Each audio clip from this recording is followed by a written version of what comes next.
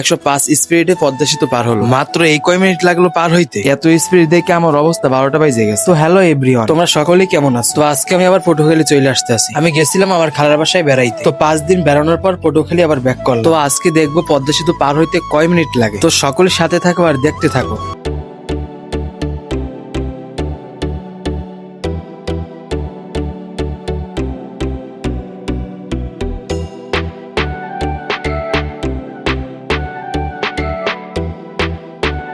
আর এই হলো গাড়ির ড্রাইভার, খুবই পাকা ড্রাইভার। আর এই গাড়ির স্পিড ছিল 105 স্পিডে পদ্মা সেতু পার হয়েছে। আর পার হইতে লাগছে মাত্র 3 মিনিট। তো আজকে ছিল শুক্রবার আর নামাজের টাইমও কাছাকাছি। জানি না নামাজ পড়তে পারবো কিনা। আর এই গাড়ির ড্রাইভার এমনকি সুপারভাইজার সহ সকলেই ছিল খুব ভালো মানুষ। তারা সকলকে নামাজ পড়ার জন্য একটা মসজিদের সামনে আইসে সকলকে নামাজ পড়ার সুযোগ দিল। তো আমরা গাড়ি থেকে নাইমা সকলে মসজিদের দিকে যাইতেছি। আইসে উজু করে নিলাম। কয়েক মিনিট বাকি আছে, এখন পর্যন্ত নামাজ শুরু হয় নাই। হুজুর এখনো খুতবা পড়তে আছে। যাই হোক, নামাজ শেষ করে আমরা আবার গাড়ির সামনে চলে আসলাম। আর এই হলো আমাদের গাড়ি। গাড়ির নাম হলো ইকরা পরিবহন। আর সকলে জুমার নামাজ আদায় করার পর গাড়ি আবার পটুয়াখালীর উদ্দেশ্যে রওনা দিয়ে দিল। আর এদিকে দেখো ড্রাইভার চেঞ্জ। কি বলবো বন্ধুরা, ড্রাইভার দুজনই পাক্কা। আর আমরা বরিশাল পর্যন্ত চলে আসছি। পটুয়াখালী যাইতে আর মাত্র কিছুক্ষণ। আর বন্ধুরা, আজকে ছিলাম রোজা।